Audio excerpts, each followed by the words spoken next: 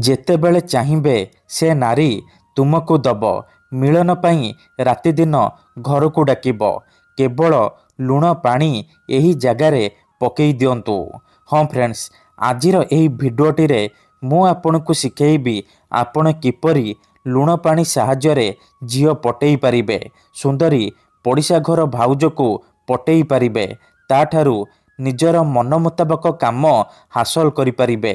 ଏହି ବଶୀକରଣ କରିବା ପାଇଁ ଆପଣଙ୍କୁ କୌଣସି ପ୍ରକାର କଷ୍ଟ କାମ କରିବାକୁ ପଡ଼ିବନି କିମ୍ବା କିଛି ବି ପଇସା ଖର୍ଚ୍ଚ କରିବାକୁ ପଡ଼ିବନି। ଆପଣ ଘରେ ବସି ବସି ସୁନ୍ଦରୀରୁ ସୁନ୍ଦରୀ ଝିଅକୁ ଅତି ସହଜରେ ପଟେଇ ପାରିବେ।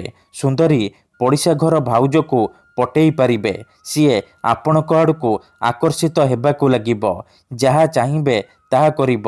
କେବଳ ଆପଣଙ୍କୁ ଲୁଣ ପାଣି ଏହି ଜାଗାରେ ଢାଳିବାର ଅଛି। ତାପରେ ଦେଖିବେ ଚମତ୍କାର। ଯେଉଁ ଝିଅ ଆପଣଙ୍କୁ ଭାव ଦେଉନଥିଲା ସେ ଝିଅ ନିଜେ ଆସି ଆପଣଙ୍କ ସହିତ କଥା ହେବ, ଆପଣଙ୍କୁ ଭଲ ପାଉଛି ବୋଲି କହିବ। ଯେଉଁ ବିବାହିତା ନାରୀ ବା ପଡ଼ିଶା ଘର ଭାଉଜକୁ ଆପଣ ଦିନରାତି ଭାବୁଛନ୍ତି, ତା ଆଡ଼କୁ ଆକର୍ଷିତ ହେଉଛନ୍ତି, ସେ ନାରୀ ବା ଭାଉଜ ହାତ ଧରିକି ଘରକୁ ଡାକିବ। ଯାହା ଚାହିଁବେ ତାହା କରିବ। କୌଣସି ପ୍ରକାର ବାଧା ଦେବ ନାହିଁ। ନମସ୍କାର ଫ୍ରେଣ୍ଡସ୍, ଓଡ଼ିଆ ଫଣ୍ଡା ଚ୍ୟାନେଲକୁ ଆପଣମାନଙ୍କୁ ସ୍ୱାଗତ। ଯଦି ଆପଣ ଝିଅ ପଟେଇବାକୁ ଚାହୁଁଛନ୍ତି, ବିବାହିତା ନାରୀକୁ ପଟେଇବାକୁ ଚାହୁଁଛନ୍ତି, ତେବେ ଆଜିର ଏହି ଭିଡ଼ିଓଟିକୁ ଶେଷ ପର୍ଯ୍ୟନ୍ତ ଦେଖନ୍ତୁ।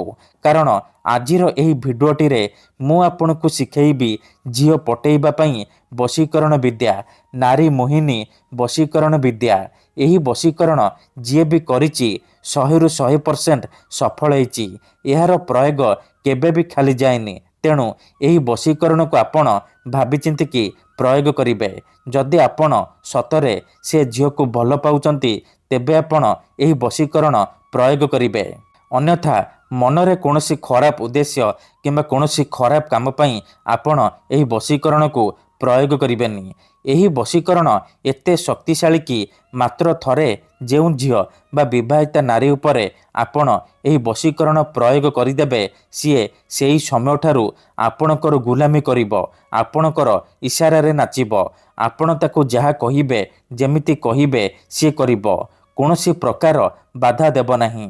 ଏହି ବଶୀକରଣ ସାହାଯ୍ୟରେ ଆପଣ ଶାଶୁ, ନଣନ୍ଦ, ଦିଅର, ଭାଉଜ କାହାକୁ ବି ନିଜ ବଶରେ କରିପାରିବେ। ତାକୁ ପଟେଇ ପାରିବେ। ତାଠାରୁ ନିଜର ମନ ମୁତାବକ କାମ ହାସଲ କରିପାରିବେ।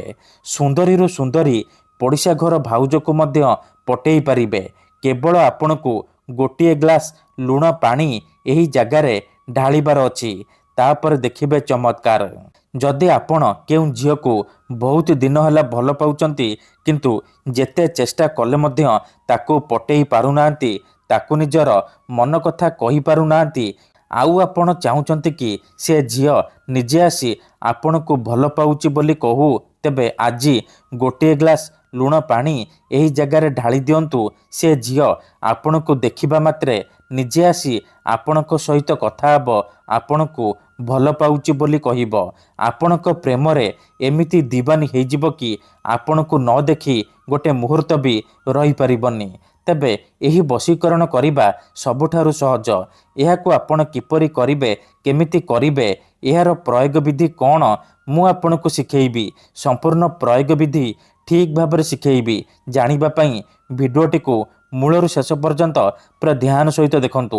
ବିଧିଟି ଜାଣିବା ପୂର୍ବରୁ ଯଦି ଆପଣ ଆମ ଚ୍ୟାନେଲକୁ ପ୍ରଥମ ଥର ଆସିଛନ୍ତି, ତେବେ ଦୟାକରି ଚ୍ୟାନେଲକୁ ସବସ୍କ୍ରାଇବ୍ କରି ପାଖରେ ଥିବା ବେଲ୍ ଆଇକନ୍କୁ ମଧ୍ୟ ଦବାଇ ଦିଅନ୍ତୁ। ଯାହାଦ୍ୱାରା ଆମେ ଯେଉଁ ବି ଭିଡ଼ିଓ ଅପଲୋଡ଼ କରିବୁ, ସର୍ବପ୍ରଥମେ ଆପଣ ଦେଖିପାରିବେ ଆଉ ତା'ର ଲାଭ ପାଇପାରିବେ। ମନେ ରଖନ୍ତୁ, ଏହି ବଶୀକରଣ ବିଧିକୁ ଆପଣ କେବଳ ଶୁକ୍ରବାର ଦିନ କରିବେ। ରାତିରେ ଶୋଇବା ପୂର୍ବରୁ କରିବେ। ବିଧିଟି କରିବା ପୂର୍ବରୁ ଭଲ ଭାବରେ ହାତ ଗୋଡ଼ ଧୋଇକି ସଫା ବସ୍ତ୍ର ପିନ୍ଧିକି ଏହି ବଶୀକରଣ ଆରମ୍ଭ କରିବେ। ପ୍ରଥମେ ଆପଣ କ'ଣ କରିବେ, ଗୋଟିଏ ଗ୍ଲାସ୍ ପାଣି ଆଣିବେ ଆଉ ଅଳ୍ପ ଟିକେ ଲୁଣ ଆଣିବେ। ତାପରେ କୌଣସି ଏକ ଜାଗାରେ ନାଲି ରଙ୍ଗର ଆସନ ପକେଇକି ଚୁପଚାପ ବସି ପଡ଼ିବେ। ତାପରେ ପାଣି ଗ୍ଲାସ୍କୁ ନିଜର ସାମ୍ନାରେ ରଖିବେ। ଆଉ ଯେଉଁ ଲୁଣ ଆଣିଛନ୍ତି, ସେ ଲୁଣରୁ ଅଳ୍ପ ଟିକେ ଲୁଣ ଡାହାଣ ହାତରେ ଧରିବେ।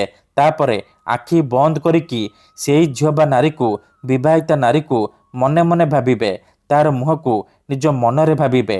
ତାପରେ ଏହି ମନ୍ତ୍ରକୁ ଗୋଟିଏ ଥର ପଢ଼ିବେ। ଲବଣେ ଶକ୍ତି ଆକର୍ଷଣମ୍ ଆମୁକଂ ତୀବ୍ର ବଶୀଭୂତଂ। ଏହି ମନ୍ତ୍ରକୁ ଗୋଟିଏ ଥର ପଢ଼ିବେ। ଆମୁକଂ ଜାଗାରେ ଆପଣ ସେଇ ଝିଅ ବା ସ୍ତ୍ରୀର ନାମ କହିବେ ଯାହାକୁ ଆପଣ ବଶରେ କରିବାକୁ ଚାହୁଁଛନ୍ତି।